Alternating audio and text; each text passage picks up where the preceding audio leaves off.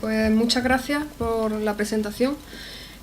Como ha mencionado, yo voy a hablar del control del confort en un edificio que está localizado en el campus de la Universidad de Almería, el edificio Ciesol.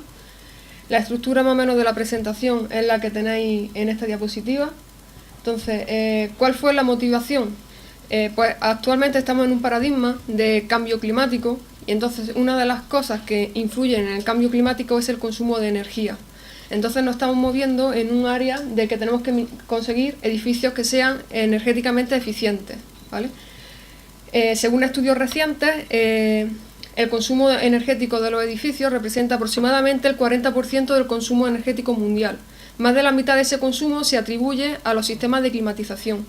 Además, estos edificios, los edificios son también responsables del 35% de las emisiones de CO2. En el caso del edificio Ciesol, este edificio es un edificio que se ha construido con criterios de arquitectura bioclimática.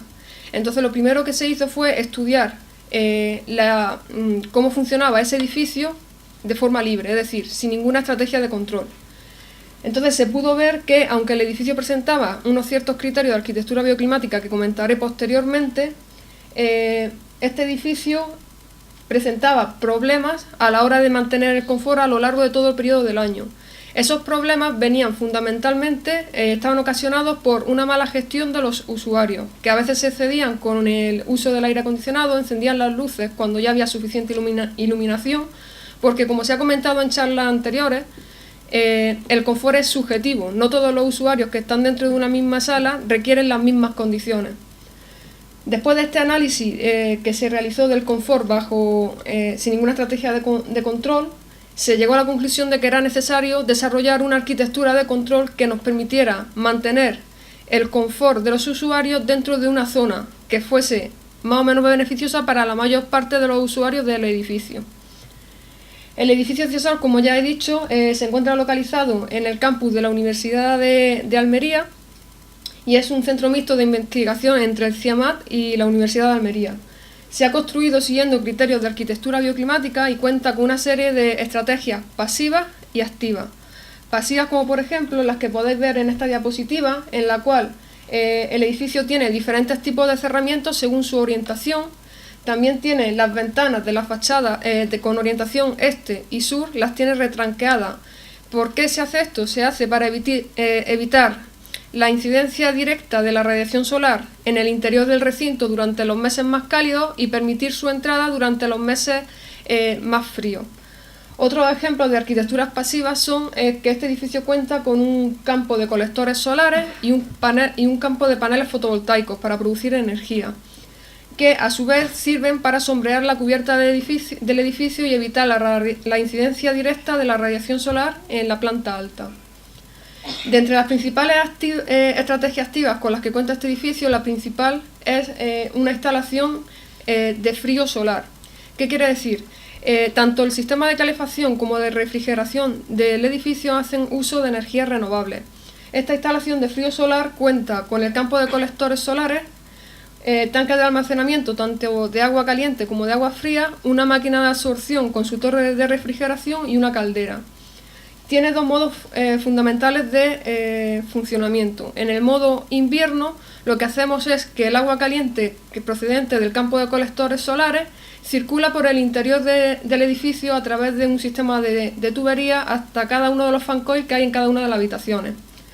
Por otro lado, durante el modo verano entra en funcionamiento la máquina de absorción, la cual, por una serie de reacciones químicas, transforma ese agua caliente procedente del campo de colectores solares en agua fría a aproximadamente unos 7 grados. Y es esa agua fría la que circula por el edificio, proporcionando aire frío en cada una de las habitaciones. Otro ejemplo de estrategia activa es que no debemos olvidar que este edificio es un centro de investigación. Entonces, tiene una gran red de sensores y de actuadores. Por ejemplo, en ciertos recintos que se han considerado característicos, tiene automatizadas tanto la apertura de ventanas como la apertura de persianas. También en 2 recintos, un laboratorio de investigación y una sala de reuniones, se han instalado unos reguladores que nos permiten regular la intensidad de la luz eléctrica, ¿vale?, de la luz artificial. y, como ya he dicho, tiene una amplia red de sensores. Por lo tanto, en 5 recintos característicos tenemos desde sensores de temperatura del aire, velocidad del aire, temperatura de superficie, de humedad, de CO2, de presencia, ¿vale?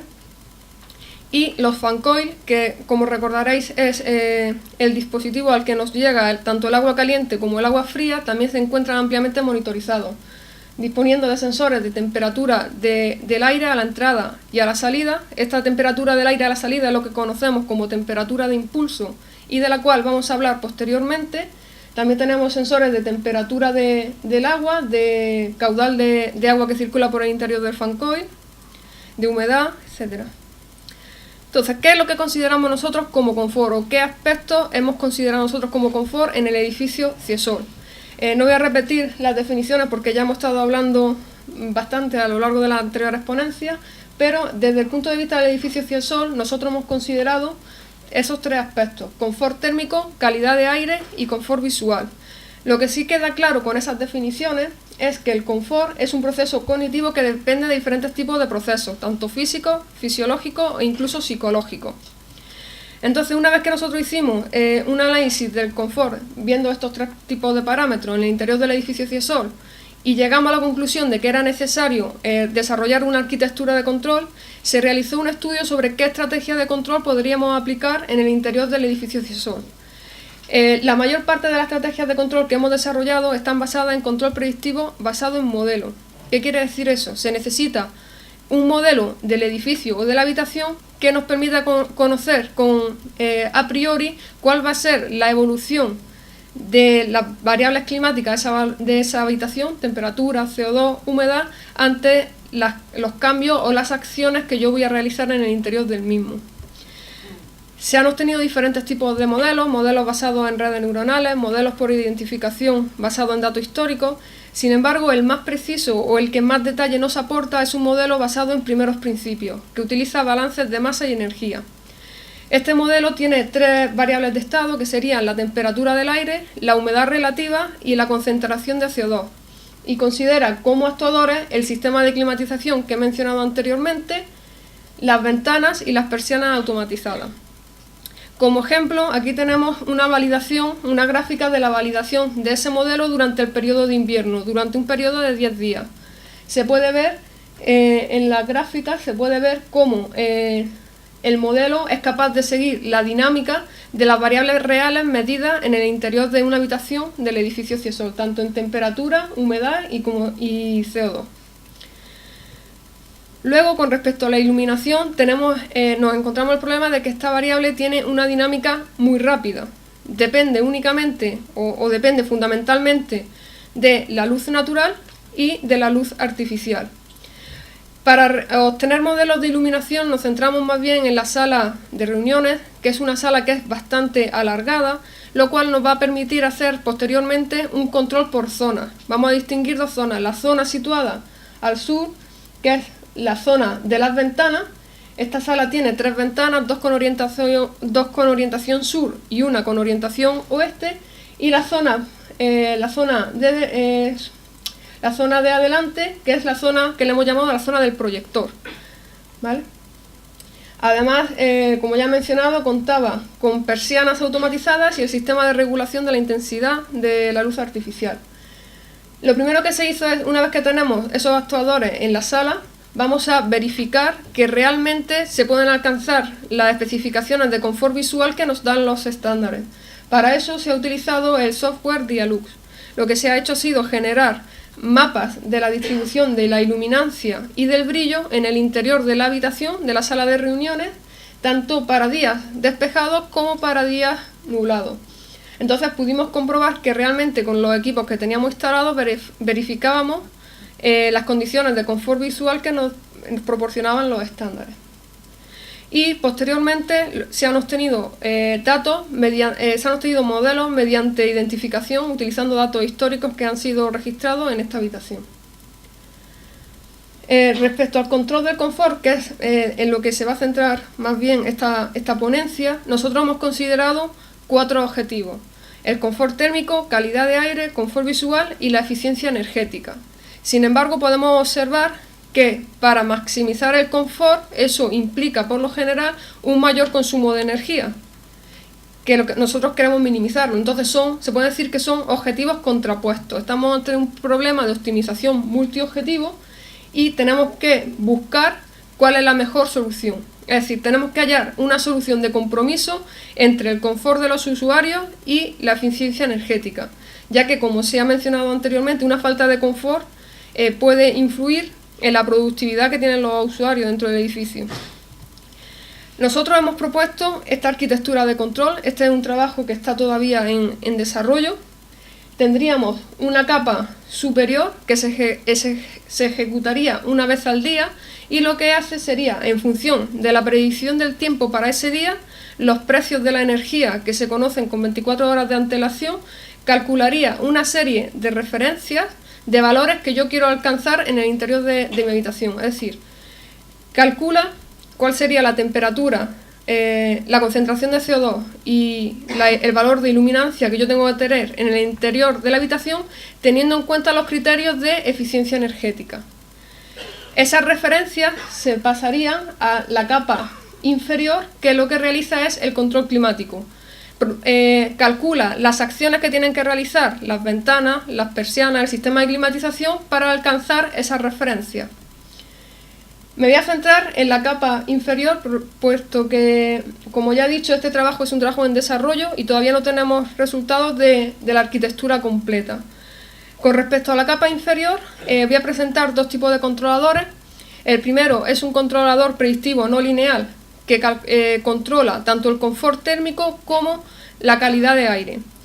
Este controlador está caracterizado por tener una arquitectura jerárquica con dos capas. La capa superior, que sería el optimizador predictivo, se encarga de calcular cuál sería la referencia de la temperatura de impulso. Si recordáis, la temperatura de impulso era la temperatura del aire que introduce el fan coil en la habitación y de la apertura de la ventana. ¿Para qué? Para obtener unos valores de confort térmico y de calidad de aire óptimos. Es decir, estamos considerando en nuestro caso, para calcular el confort térmico hemos usado el índice PMV que se mencionaba anteriormente, el del voto medio estimado, y para calcular la calidad de aire nos basamos en un índice basado en concentración de CO2. Entonces consideramos los valores óptimos para ambos parámetros. Una vez que se han calculado esas dos referencias, se pasan a la capa de control de la capa inferior, es decir, se le pasa la referencia de la temperatura a la que tiene que expulsar el aire el fan coil, y este regula la cantidad de agua procedente de la instalación de frío solar y la velocidad del ventilador. Y la referencia de la ventana directamente se aplica al sistema. Aquí tenéis algunos resultados reales obtenidos en un laboratorio del edificio Ciesol. Como se puede ver, estos resultados son del periodo de verano y el ensayo dura aproximadamente unas 5 horas. Y se puede ver que al principio tanto el confort térmico como la calidad de aire se encontraban fuera de la zona recomendada por los estándares. Asimismo, a primera hora de la mañana, la temperatura en el exterior y la concentración de CO2 en el exterior del edificio era inferior a lo que teníamos dentro de la habitación, por lo que el sistema opta por abrir la ventana. Entonces vemos que con esta acción la concentración de CO2 disminuye rápidamente porque se produce un intercambio de aire con el exterior. Sin embargo, la disminución de la temperatura o del índice PMV es más lenta. Por ese motivo, al final el sistema opta por cerrar la ventana y conectar el sistema de climatización. Como ya he dicho, ese sistema de climatización tiene dos variables para controlarlo, que es la velocidad del ventilador y el agua. Es más eficiente usar el ventilador que consumir agua, hablando económicamente. Entonces lo primero que hace sería poner al máximo la velocidad del ventilador, y cuando ve que no puede alcanzarla, entonces empieza a consumir agua.